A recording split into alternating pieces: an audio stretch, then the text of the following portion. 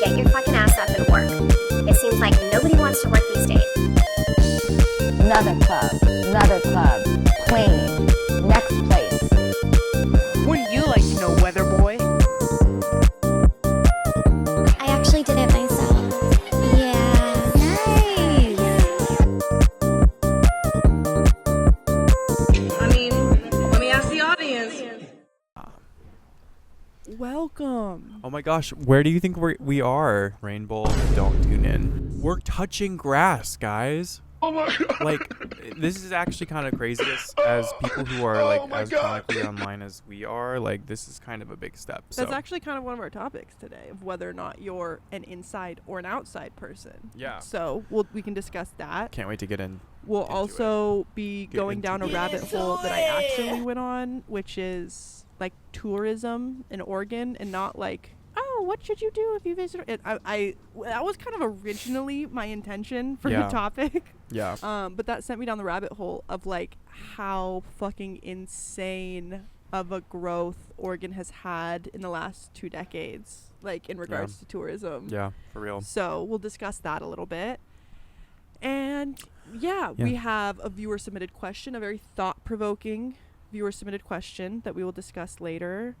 And I think that sums up our. Oh, okay. Yeah, I can't wait. Yeah, Let's we'll get into another one of Emily's questions, because Emily stays supplying us. And stays provoking our thoughts. And don't worry, we will get to others. And maybe one of these days we'll do a couple in one. But Emily's questions are like long, so it requires some deep introspective thoughts.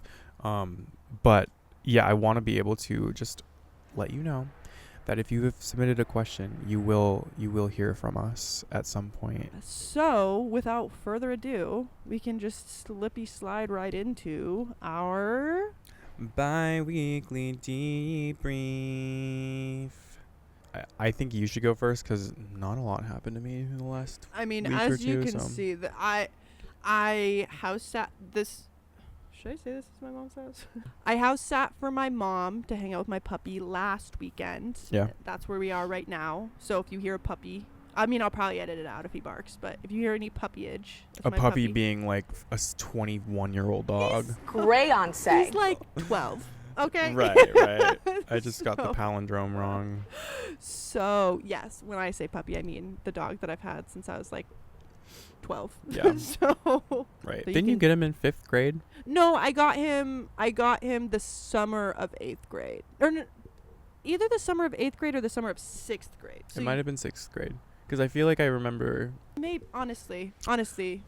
Debbie, where are you? Memory's gone. I could look it up on our Facebook because she posted a picture when we got him. But that to say, anyway, I don't even know how much of this will make it in the episode. We got my dog when I was young, and he's still kicking. And if you hear him, mind your business.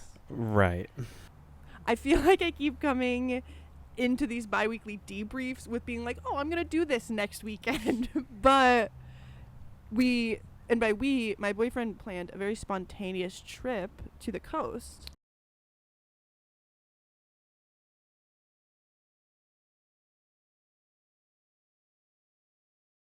Yay. He was just like in the middle of the week. He's like, do you work this weekend? And I was like, no. Why? And he's like, I just want to do something. And then cut to like an hour later. He's just like, okay, I got us a room at the coast tonight. Oh, where are you guys staying? I keep forgetting the name, but it's that like resort that's like right outside Lincoln City. Has that like big wooden sign, and it's like either you go, and it has like the golf course, so it's like either you go to lodging or like the big like I think it has like shops and stuff. Yeah. So yeah, there. Yeah, I've passed that place like a billion trillion times, but That's a nice place. it's Damn. Okay, Taylor. So Shit. So that's really exciting and like spontaneous. I feel like it's as spontaneous as like we are gonna get, where it's like I'm not the kind of person that would even really want or enjoy to be like, oh, let's just go do this right now. Like that's but like just being like, Mom, let's just go do this in 3 days. Yeah. Like, that's why really, the hell not? Yeah. Because Oregon coast is built for that. you know, especially when you live like 45 minutes from it. So, but okay, the last couple weeks have been, I said at the top of this podcast that nothing really has happened to me. That is a bold-faced lie, because a couple different things have happened to me. So to preface, I'm the kind of person that loves Happy their Star birthday. Wars Day, everyone. I Today is love also celebrating my birthday. And because it's I my haven't birthday, always I get been to like that, introduce you to especially my like during the girlfriend. peak pandemic where like no one was doing anything and I just was like getting older with nothing to celebrate. But now that we can do things again, while you're being safe, of course, but I have just changed my kind of outlook on birthdays. And girl, if I have an entire day plus weekend plus week to celebrate for myself and no one else, I'm doing it. Like, I don't think there's anything wrong with that. Should. There's one time during the year where you can do that, and it's your birthday. And I don't want to hear like people, and we were having this conversation on FaceTime, but like barring any like birthdays on major holidays like this one right here, if you're the kind of person that's like, I hate my birthday, like I don't want to do anything, like don't celebrate my birthday, like grow up, because you're telling me you don't want a day where people just shower you with affection and love and sometimes gifts and sometimes free food and drinks. Like, you're a crazy person. No, so I definitely agree, and this is coming from somebody. Yeah, my birthday's New Year's Eve. A fucked up birthday to have. that is if you actually ask me. crazy. Like, That is actually crazy. because all my life, growing up, you just hear from all the adults in your life. It's like, oh, that's going to be a fun birthday when you get older. Oh, that's going to be fun. And then you get to be an adult. Also doesn't help.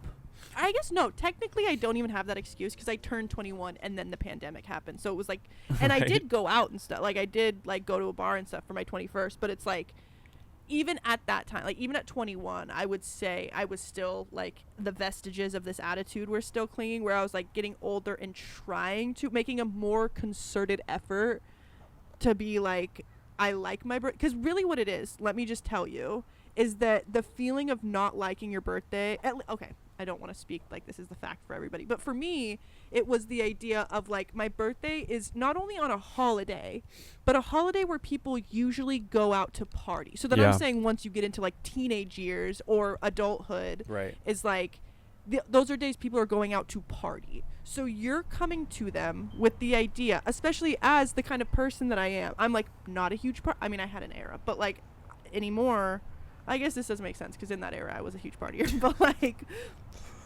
I wasn't a very like, I didn't want a lot of attention just in general. No, It's like that's just kind of my like stasis. No, thank you. No, thank you. And then you are going to people and being like, whatever you could possibly do on a party night like New Year's Eve, you could do that, or you could come play my Switch with me and drink a few beers with your friends and like eat a cake, which I don't think, which equally as fun. And so that to say, that's my wisdom is that like when I was younger, and I would say maybe in that part, like maybe that was kind of a thing hindering me, was like I was a partier. I did like going out, but I knew whatever party I could possibly throw wouldn't be the same as like, oh, like a party. Like I lived at home, I was at either underage or then it was a pandemic, so then it's like you're in this spot where it's like anything I could offer you to do on New Year's Eve, I don't feel confident that it would be, even if like, oh, you love me, oh, like you want to spend time with me, it's like it would be a sacrifice for you.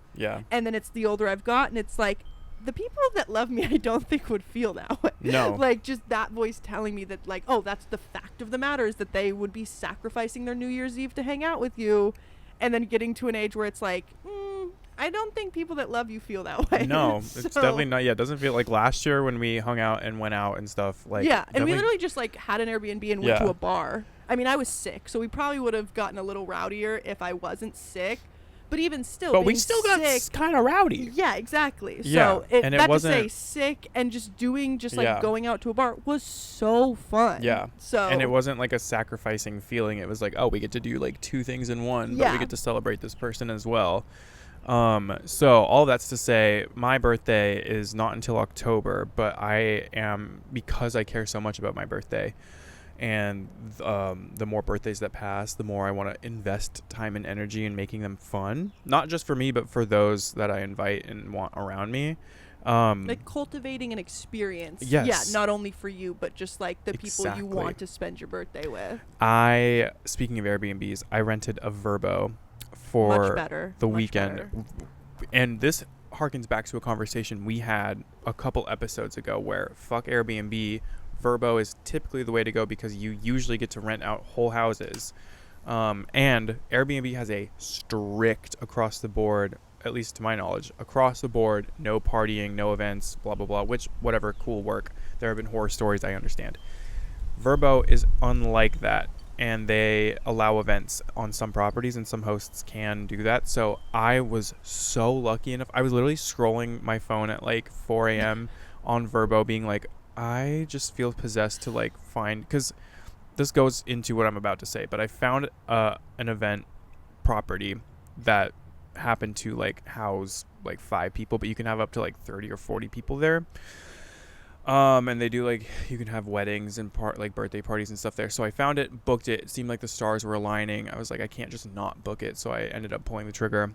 And because this gets into something else that I've been doing the last couple of weeks, I've been teaching myself how to DJ, which has been such an interesting ride. And I have not invested this much time and energy into something since I started doing the podcast, honestly. Yeah. Or since you built your PC? Since I built my PC. So like 3 weeks ago. And I'm just so motivated and driven, and I have a lot going for me. I have a mastermind. That's so funny. But even I should say there's a distinction there, because when I built my PC, I was very much involved, but after it's done, you're like, okay, now I just have a PC. True.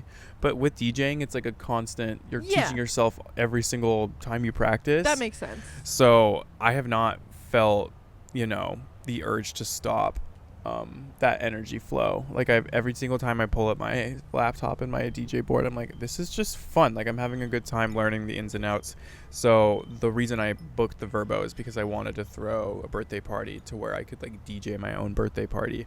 So that's kind of the tentative plan right now. That's so exciting. And I do just have to note that they were scrolling and booked it and texted me at 4 a.m. Guess what?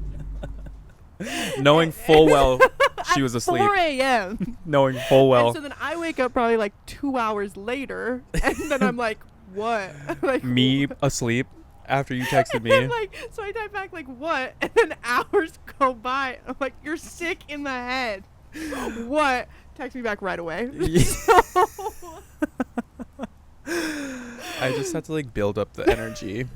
It could have been something really bad, or it could have been something like this. It was just, guess what? No punctuation, no anything. Guess what? My mom died. Like, what if? No. Yeah. So yeah. I'm so excited for it's your gonna be so much fun. Another thing I need to find a fit for. Yeah, that's what I'm saying. Of like, I'm already looking for outfits. I'm already looking for, like, I'm trying to get like a photo booth station set up. I'm trying to get signature drink. I need to think about, because I really want to do the party sometime during the weekend, but I also just want to like go out. So 2 outfits, maybe even more, because I'm not outfit changes. Literally, like it's my birthday. Exactly. So that's kind of what I've been doing. Also, have you been thinking / do you have a DJ name? No, I don't. I have not thought about that. You need to have one for your birthday. Yeah, I do. Ooh, and we could make a poster. Wait.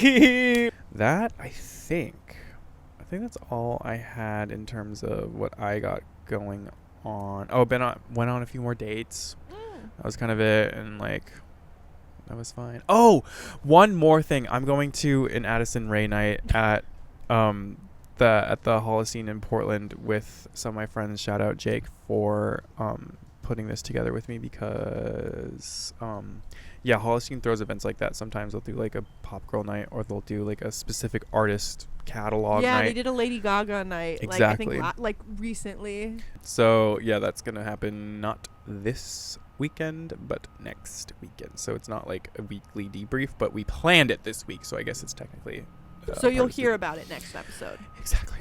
And we're gonna have fun. So that's what I got. Woohoo! All right. Well, moving right along to Media spotlight. Yeah. I have one. I remember mine, and it's the new Superman movie. What did you think?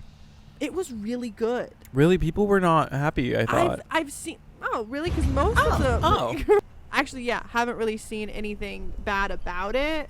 But I also am not in that sphere. It was one of those that Taylor's like, oh, I kind of want to go see that. It's not Henry Cavill anymore, is it? No. I think that's why people were like, I don't know. Well, let me quell those worries of it was so, like, the person I literally wrote that of, like, the casting choices were so good. Like, Superman. I know he's hot.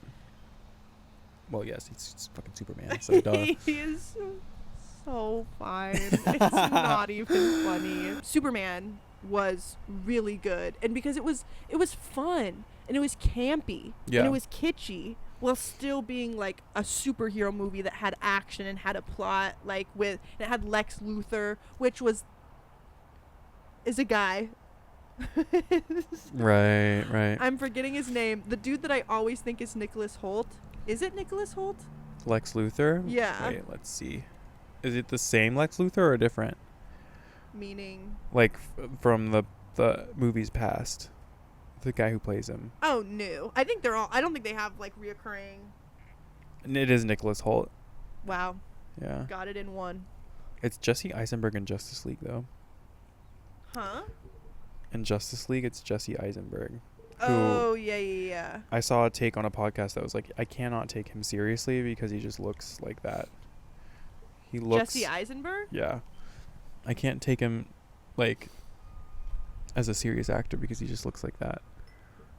That's Was what the take was. That's interesting. And I feel like I agree. I feel like that's interesting because his... Again, But I don't so know raw. first. It actually definitely was not his first. But one of his incredibly notable roles is for a drama. And that could be true, but I think just as a... Like, I'm talking about The Social Network. When I see him, I think... That was a drama? What would you call that movie? A piece of shit? Never seen it. Never seen it either. Okay. Anyway, pulling it back. Superman was good, and I really liked it. My media of the week, I don't really have much. I've just been putting together my playlist, so that has been including me going back and listening to a lot of... I will say, Kesha dropped an album not too long ago called Period, and it's good. Period. It's really good. Period. Actually, period.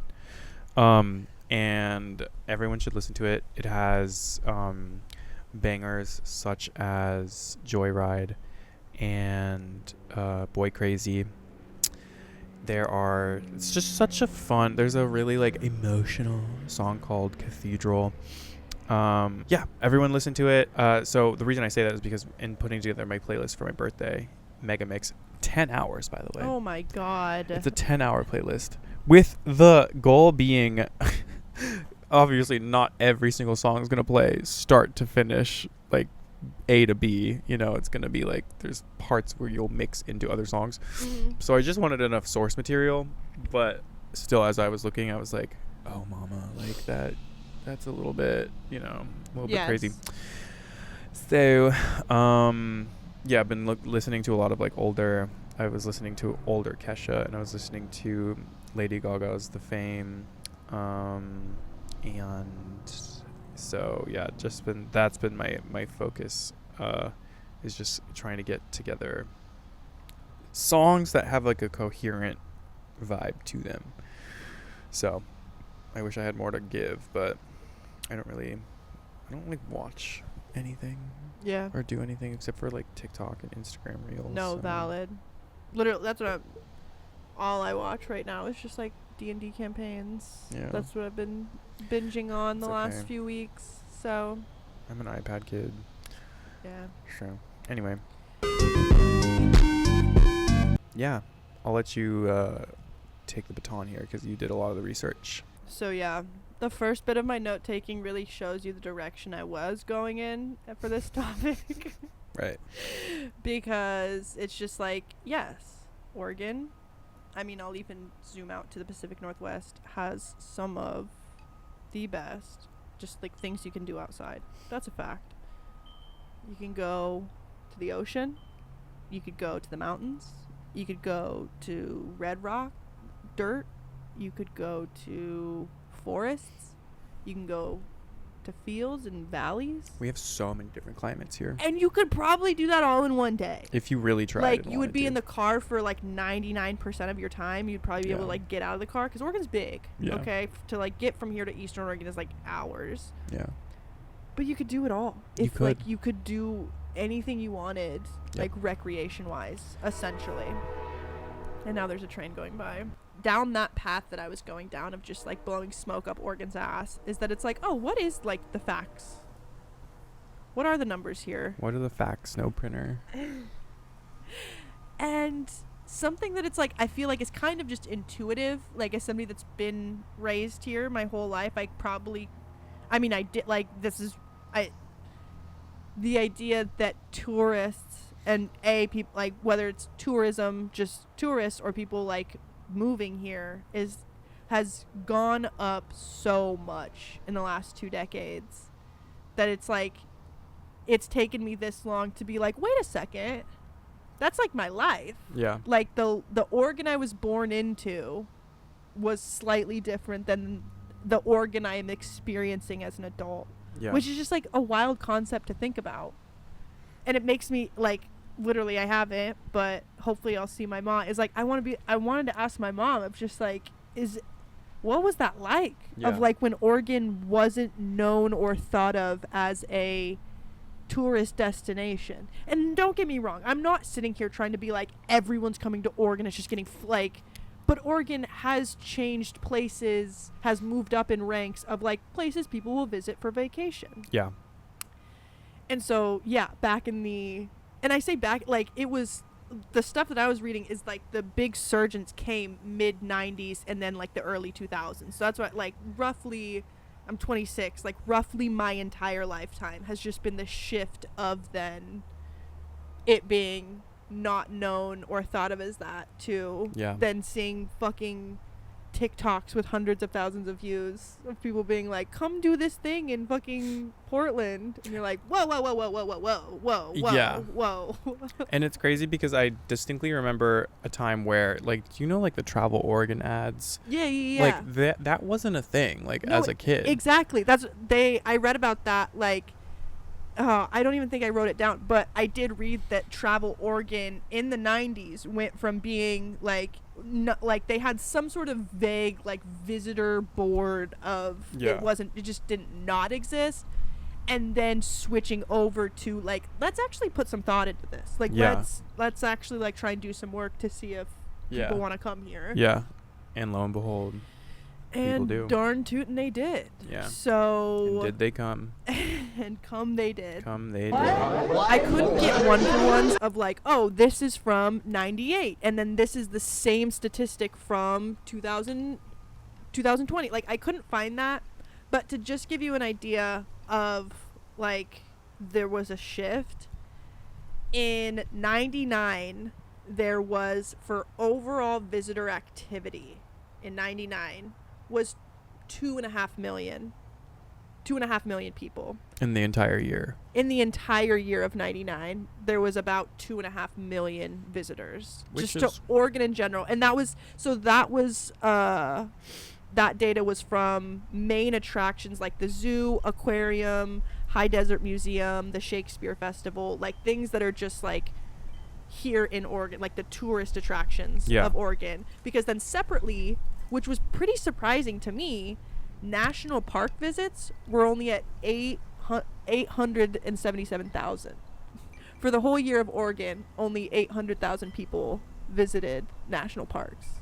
And national park, I mean, how do they, because there's only Crater Lake as the national parks. Like, how do they, because I know there's probably, like, national monuments and stuff, but I'm sure that counts. Park admissions of, like, anywhere that you'd have to go and, like, pay to go to a national state park.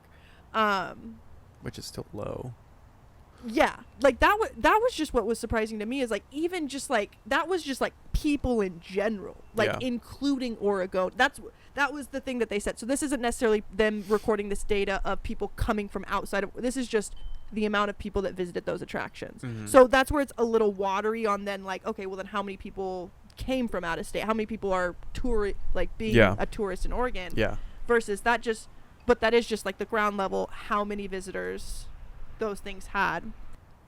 Oh yeah, I wrote this down because it was just very funny of the people that were recording this data, where there was a downturn I say downturn. They use the word softness. There was a softness to the tourism while also being solid somehow. And when they asked whoever they were surveying, it was weather, and weather have been mentioned by nearly all regional tourism representatives as a negative factor influencing tourism. Weather, and weather. It rains here. Do your fucking homework if you're gonna visit this place, because it rains here. Yeah, no shit, I just can't imagine. It's like, that just feels like going to Arizona and being like, it's so hot though. Like, I Right. would like this place, but it's hot. Yeah. It's like, you're in the desert. What the hell did you You're in expect? the middle of the desert. Yeah. Maybe, yeah. So I just thought that was really funny.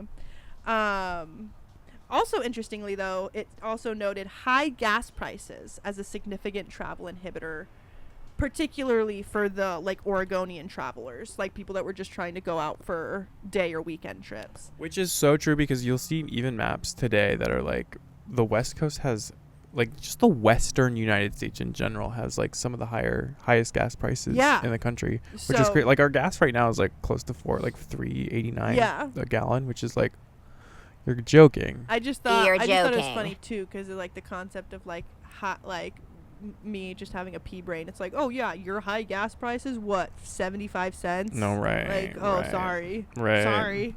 Yeah. Just to recap, it was $2 million in total for like main attractions, museums, aquariums, zoos, the one zoo.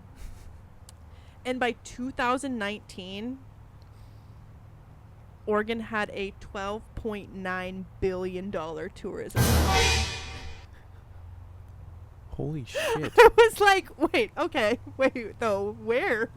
Like, yeah, that number just doesn't, because I was like, as we said at the top, it's like I could tell and know that, like, oh, tourism has become more of a thing in Oregon. Yeah. Where are you going?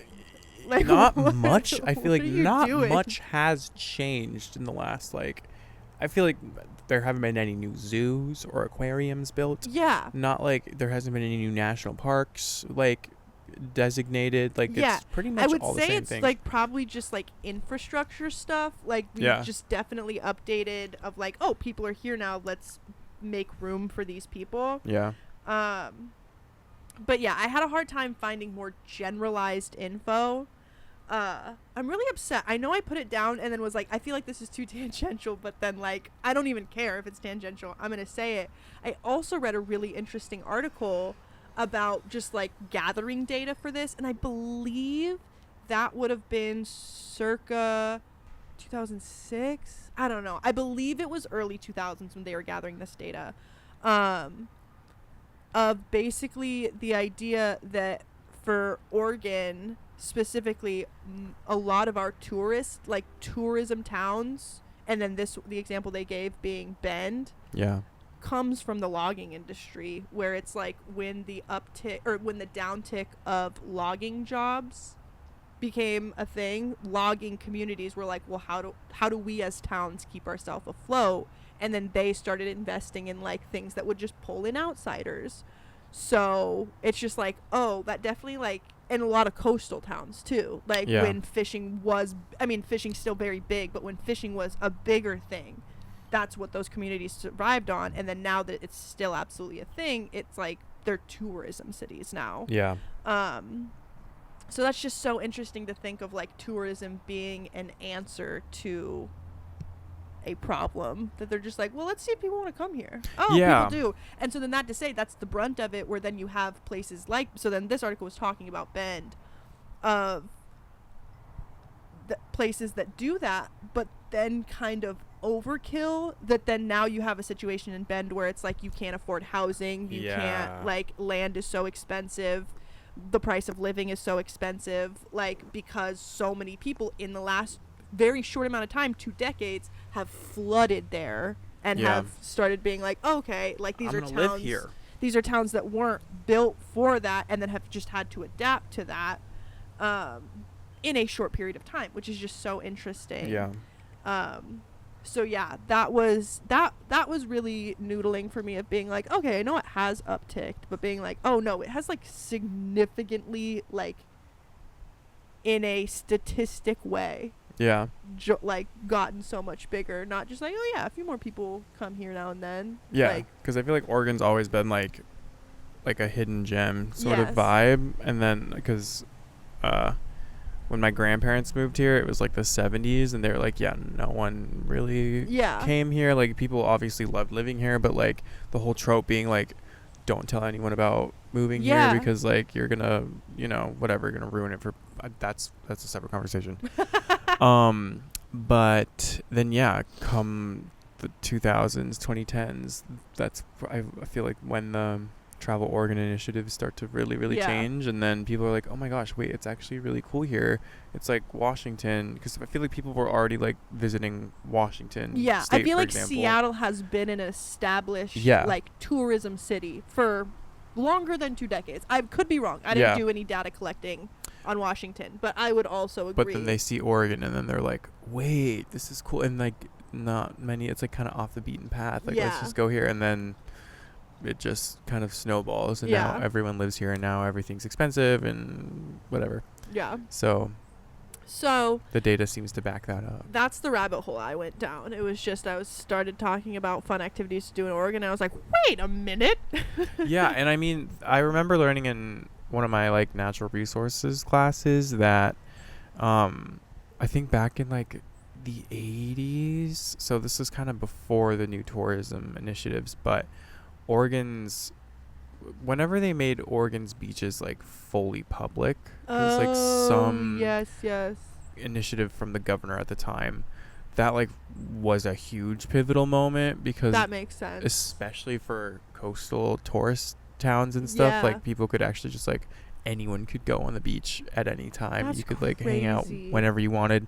And as an Oregonian, the concept of like a beach being private is just so, Mind-boggling. it does not make sense to me. Like genuinely makes me feel sick. It does. No, it's like you own the sand. So like what, you own the ocean too? Like, what the fuck do you mean? Yeah. Like, no, that doesn't make sense. So, yeah, I think that, and also just different initiatives in certain state, county, and national monuments and parks and stuff that have changed throughout the years have made it easier for tourists to come and explore, but also easier for tourists to exploit the area, which has also, like, that's the that part. other edge of the sword is people love to come visit, but then they also don't love to take care of the place that they want to come visit. So Nothing pisses me off more than, and okay, let me say, this has only happened like twice, but there's been TikToks that like come up on my For You page of people that are like, I came to Oregon and I thought it was just gonna be this beautiful enchanted forest, like ethereal wonderland, but I went to a sauna, or I went to hot springs, and there was garbage on the ground. And it's like, you're outside, like you're not in some magical realm. There should never be garbage on the ground. no, of outside. course. But it's just like them acting and like having this predisposition of Oregon as if it was immune to like other stuff, and you're looking at it like, that's disgusting. You're like, yes, it is. I'm not trying to downplay littering. Oh, of Littering is course. bad. But I see your point of like they just want to make it out to seem as like this like paradise. Exactly. But it's like, no, we're like any other place that suffers Exactly. from pollution and Homelessness. Like, Homelessness, that's yeah. just all it is. But then Yeah. like, yeah, just people writing fan fiction in their head about what Oregon is, or what their trip to Oregon is going to be like, as if it's not going to have real life elements to it. It's and like, then they come to a major city, they're like, look at all these homeless people. I'm like, you are a fucking idiot.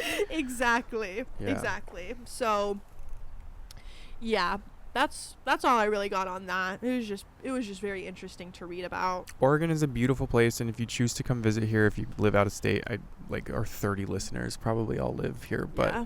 if from whatever reason you're listening and you don't live here, come here, visit, appreciate it, but just like take care of it, Respect it and love it like you would love anything else And that then you care leave. about, and then don't move stay here. long. Don't move here. And I'm sorry, I hate to be that Oregonian, but like we can't handle it. Oregon's not meant to be a highly populated place. Like I It's hate not meant to. I hate when Californians are like, stop moving to California, or like It's like you have the infrastructure. that's the whole point. That's the You whole point of have California. the makeup to just, and you always have Yeah. been a highly populated place. Oregon. That's different. When people are is- saying like, stop moving to Florida, stop moving to New York, it's like you don't get to be in this conversation of asking people to not move there, because that's what you're for. Like that's you're there literally for the vagabonds. You're there for the people that are just going to go out and make a name for themselves. Like that's Yeah. what people do. People that move to Oregon are just like, this has to be better than where I'm at. It's like, and that could be true for a lot of situations, but it's like, Yeah. this is just another place. It's beautiful and gorgeous, but it's just another place. Yeah. Go And as someone who be where you're supposed to be. lives It's not here, it really sometimes isn't all that, because there's not a lot going It really on is. here. Like that's the thing though.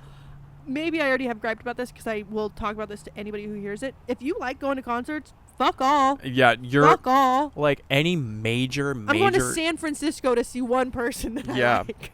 There's very rarely she's not even like a quote major artist. No, yeah. Like there's a weird middle ground of like some like mid to like high mid-tier artists that will come through to Portland because the venues can handle their venue sizes or their audience sizes. But like if you're a major stadium touring artist, you're not going to Portland. And also if you're a really really really small artist, you're probably not going to Portland because you don't need to go out of your way to come here. Like your fan base isn't going to be located here. Yeah. So like good luck if you like independent small underground artists, and good luck if you like major pop music names. Like There's literally just that Goldilocks zone of like artists that come here, because like I think not on the podcast, but we talked like the shock and awe that Kendrick Lamar came here. right. Like that was astounding that Yeah. he came here. So Yeah. that just gives you an example of like Kendrick Lamar. It was baffling because it's like, how is somebody that big coming here? What does that mean? Like, Yeah. and it was a wonderful, like, so I was literally going to say the same thing. So it's like when your options for venues in Oregon are outdoor amphitheaters, which like there's one Eastern Oregon somewhere. I know there's one in Eugene, and I think there's like a few in Portland, but like small. Those are like smaller. Yeah. In Portland, then you have several small like club show-esque venues where it's like there's a stage, but it's just like a club. Like it's literally Yeah. just a club that they're performing at. And then you have the Moda. Like And you have some auditoriums. You have like Crystal Ballroom. You have also Crystal Ballroom is a what? Crystal. I'm trying to remember Crystal Ballroom. Where did I go see Tinashe? I saw, cause similar vibe where like there's the floor, but then you have like seats in the balconies and stuff. Yeah, but I would still count those as a club. Yeah. Because if there's not, I count. Yeah. I count. Those are clubs though, because when performances aren't happening, they're still like open on the weekends, just as a bar and a club. Are they? I believe so. I know at least Crystal Ballroom is. Our point stands where it's like these are weird middle grounds. Yes. To where they're not like actual. There are very very few like true music venues Yes. that artists can like for example, a big artist like Beyonce or Lady Gaga or Taylor Swift, they're going to Seattle Yes. because there's the Climate Pledge Arena, there's MetLife Stadium. There are literally giant. I can tell you for a goddamn fact, One Direction never fucking stepped foot in this goddamn state. Okay? So. And I understand why they didn't, because there's no venue big enough to support the audience that they would want to get, which is Yeah. crazy because the Moda Center is huge, Yeah. you know? And when I saw Sabrina Carpenter, her show was sold out, and she's probably never coming back to Portland, which is wild to me Why do you say that? because she's arguably bigger now than she was back then. Got you. You know? Yes. So it's like, okay, well, yeah. Our No, I points are feel still that. standing. Anyway, so that was a tangential rant to end that segment. But Yeah. it's true. Needed to be If said. you like live music, don't come here. Yeah. So, Period. would you consider yourself an inside or an outside person? Inside. Yeah, me too. I love the outdoors. But I was having this conversation with my hairstylist the other day, and I grew up in bumfuck nowhere. I grew up in the middle of the country, where my elementary school was a 2-room, like 30 max people in across 5 grades kind of situation. I grew up in the forest, mama. Grew up around bugs, grew up around little creatures and critters. Get those things away from me immediately. If I have to see like a fly or a spider or any sort of creepy crawly or animal that's not my cat, I am scared, and I don't like it. It actually infuriates me and pisses me off, and I get like kind of like squeamish. Yeah. So definitely an indoor person. If I'm going camping, that's one thing because I can like mentally prepare for it. But even then, I'm like mosquito net up, bug repellent on, citronella candles lit. Like we need to keep them out of our space, like build the wall. But I can't do like just in general. I don't want to just like lay like ticks. You got me fucked up if you think I'm going into a field of grass and just sitting.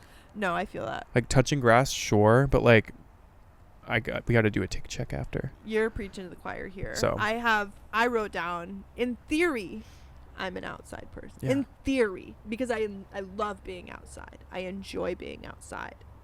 And I think I used to be an outside person. Growing up in Philomath, growing up when like you literally all you have to do is fucking go outside or be on the internet. Yeah. Those are the 2 things I fucking did. Yeah. Is like I love being outside. But then like the older I've gotten, the more like just downright crotchety I am, because I'm just like, if I'm going to plan to do something outside, it's like, what's the weather like? What time am I going to do it? How busy is it going to be? Yep. Like, I'm just Yep. like, versus, I mean, yeah, not to say I'm just kind of crotchety in general, because I'm just like, oh, even if it is inside, I'm like, how busy is it going to be? Yeah. But for outside, it's like all these boxes need to be checked if I'm going to like enjoy myself. I'll enjoy myself either way, but it's like the mental preparation of enjoying myself is that it's like there's a lot more on that to-do list versus like, oh, I'm just gonna go plan to do something in Portland, I'm just gonna go plan to do something. It's like, okay, yeah, there's a much shorter list, still a list, but a much shorter list of like, oh, are these all in line? Yeah, okay, I do want to do that. I like feeling protected. Like Yeah. I like feeling, and also similar to you, when I was a kid, like girl, I was in the mud. Like I was like hands in the dirt. Like I was like planting random seeds just because I was like in the river at like 7 p.m. when it was like 50 degrees outside and raining because I could. But literally used to have a huge dirt pit in our backyard that me and my brother would just make little racetracks with. Like the amount of mud pies I would make as like an 8-year-old kid. Yeah. But mama, my nails are fresh. Those days are gone. Like I painted them, you know, like I'm not getting them fucked up. Like even doing like chores is like, I mean, I actually low key kind of like doing chores. But if I'm like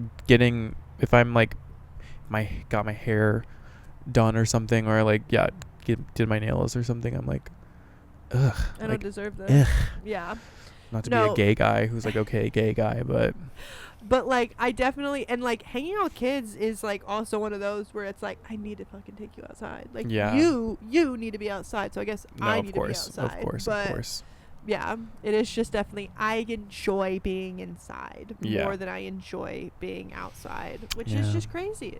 That's maturity. That's wisdom. So let us know what you guys think, because I'm low-key kind of curious what the general let's do an Instagram poll. Yes. But yeah, I think that's kind of all. Those are our topics that we had to discuss today. So great discussion. Thanks for doing all that digging and research. I feel like you really really took the baton and ran with it. But that then now leads us to outro. Outro. Yeah. And so this one, I kind of just like phoned in the closing question of like, what's your favorite summer activity? That one's easy. That one's on topic. We're outside. Yeah. And mine is definitely camping, even though I didn't go enough. Like, Yeah. I never do. I always, every time summer comes around, anytime spring comes around and it's like sunny for 2 days in a row, I'm like, I need to go camping. Yeah. And I've gone one time this summer. I am determined. That actually, I'll get into that. That's in my. But I'm determined to go to camping again. And swimming. I love swimming. Water baby. I'm a water baby. I love swimming and being in the water. So similar to you, I love swimming. I love just being in the sun and soaking up the rays, like especially when it's warm, because it's never like, we get 3-4 months max. yes. Where it's like actually warm, and like, Mom, it's supposed to rain next week. So like, it No, rained literally the other day. Yeah. So like, summer is kind of wrapping up, and like the universe is telling us that. So I'm trying to get as much warmth and vitamin D as humanly possible. Yes. Because my favorite summer activity is definitely just like laying out in the sun or swimming. I also really, really enjoy hiking when it's like really perfect weather. So, and obviously camping, but I can't really say that confidently because I haven't been in so long. Yeah, that's So. valid. Now, this moves us on to our viewer submitted question. Emily, what you got for us? Emily asks, thoughts on how to give advice to friends, especially sensitive friends? I currently have a best friend of almost 10 years who seems to be floundering and has no plans for the future.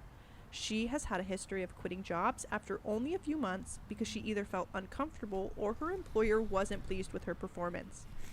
About a year ago, she spent thousands of dollars, parents' money, on a nail license, only to quit and get fired from 2 nail jobs after only a few months.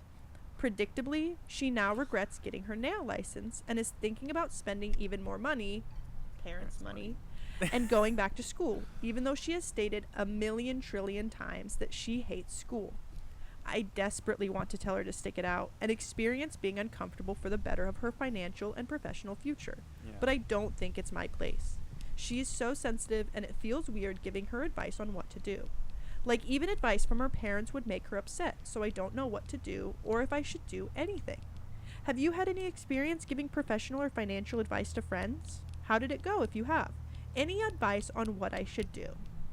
Thank you, Emily. That is a wonderful, thought-provoking question. My gut. Oh man, this is tough because it sounds like you really care about this person. Especially, it's not just like a friend you happen to make in class once, and like a 10-year friendship. That's pretty deep. That's yeah. So my gut tells me like she's gonna have to figure it out. The one thing you can do, I'm not gonna say like you can be there for her, because it is exhausting trying to be there for a friend like that, because Mama, I've been that friend. I know what it's like from the other side. And all you can really do is, and I don't want to like, this might sound like a selfish perspective, but you must protect your energy first. And if you feel like you got a good handle on your well-being and your energy, then and there's nothing really to like quote unquote protect in that way, then it might come to the point where you could, I don't know. I probably wouldn't bring it up if I was that person. You hit on a lot of points that I was going to say, because I have a few thoughts about this. I have also been that friend that's like, in some ways, I still am that friend, where it's like, sometimes you just don't know what you're going to do. And it's a blessing to just be like, I'm on this path and I'm going to do it. Some people aren't wired that way. So it's like, I absolutely agree with what Cap is saying, that like, if it is affecting you, and like affecting you, I'm not even going to say that this message is like I'm saying if it's like affecting how you feel about her, if it's affecting your relationship with her, if it's affecting your mental well-being and stress level, then it is absolutely unequivocally A-okay. We give you the permission to set up some sort of boundaries of like, yeah, being there for her, or no, sorry, what I meant to say is the idea of like, you can still be there for her in as a friend while also Yeah. communicating like, hey, I'm not the person to lean on for Yeah. like, not that she's necessarily asking you for financial advice or anything, but like the idea of like, I just don't have a rat in that race of your situation there. And so setting up some kind of, I feel like I butchered how to say that, but like setting up some sort of boundaries of like, that's not the role I want to have as your friend. Like, I still Yeah. want to be here for you and I still love you and I'm still your friend. That's not the role I really want to have. If it's not affecting you, you guys are young. Like, I feel, even just like opening it up to like being under 25, I don't think you need to stress about that. That's not the time to stress about what you're going to do for Yeah. the rest of your life. I don't think If she needs to she's- stress about that either. If she's privileged enough to be able to have her parent, and the parents are privileged enough to be able to pay for her endeavors of learning of what she likes to do, what she's passionate about, that's an incredibly privileged and amazing position to be in. Yeah. And so again, the other warning I wanted to put is like, I don't know the situation. Maybe her parents are fed up and maybe her parents are begrudgingly paying for Yeah. stuff, whatever. So Right. I don't know the situation enough to be like, oh, like blah, blah, blah.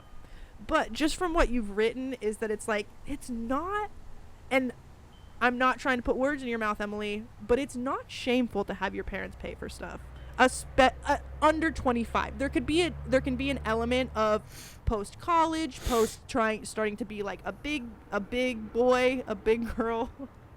Right. There is a spot you could get that's like, okay, maybe you shouldn't be relying on your parents anymore. 21, 22 is not that. Yeah. 21, 22, you are still vehemently welcome Yeah. to still have your parents take care of you to a degree. You've only been an adult for like 3 years. Yeah, exactly. Legally. Like, Exactly. you've only been an adult for like a year. So Yeah.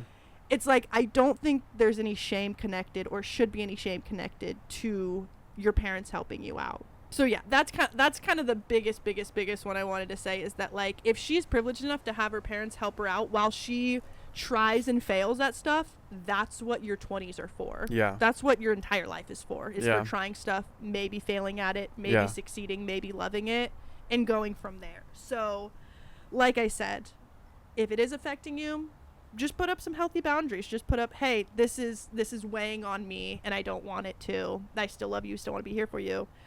And if it's not affecting you,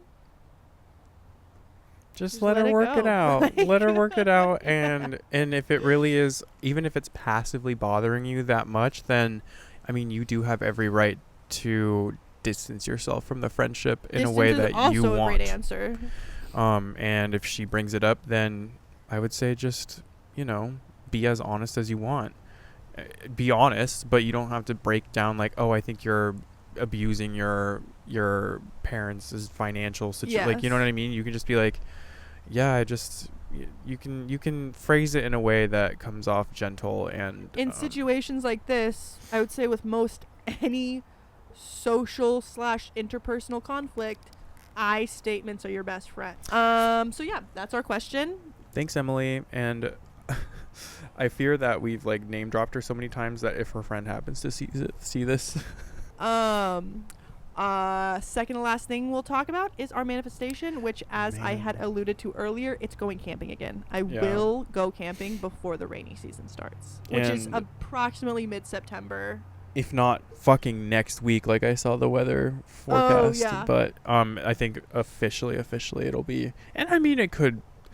Who knows what's gonna happen? Because Oregon's that crazy, but She's just so crazy. Oregon normal, Oregon crazy.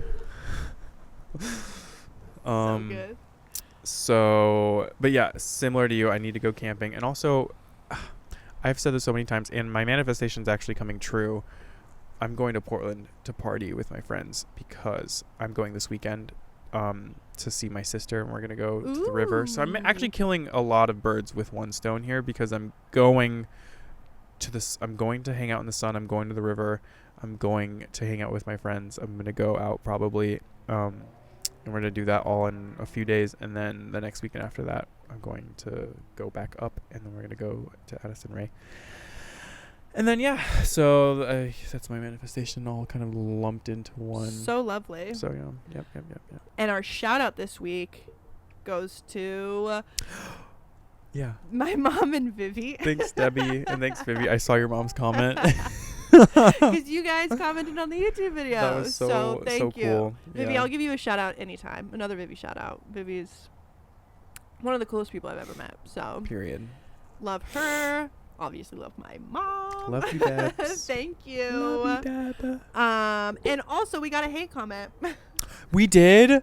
Wait, what did it say? That makes me so happy. I know. That actually It was does. literally somebody being like a classic, we could frame it, hate comment that's like, oh yeah, I just decided to pull up and see what YouTube had for me, and then it's just a bunch of woke, and then you guys are woke, and I Yes. couldn't even last 5 minutes. Yes.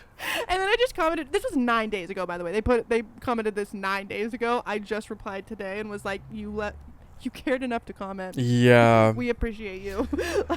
That boosts engagement. So I was like, um, you hated this so much that you felt the need to expend more of your energy on this thing that you hate so much. that kills me. Thank you. Thanks. For viewers like you. Thank We you. do what we do for viewers like you. So yeah, I think that about caps it up.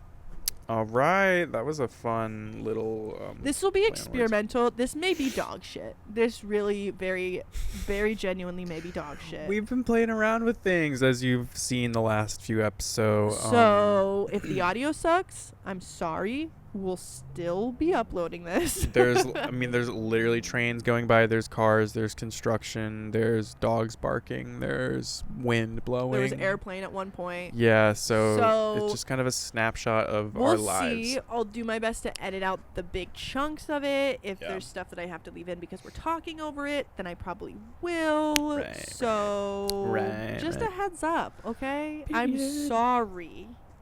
But not too sorry but because I we're got to not that record this sorry. outside with my friend. Exactly, and it was So- fun, and it was a nice day, and I had a good time. So thanks yeah, for tuning in. Thanks.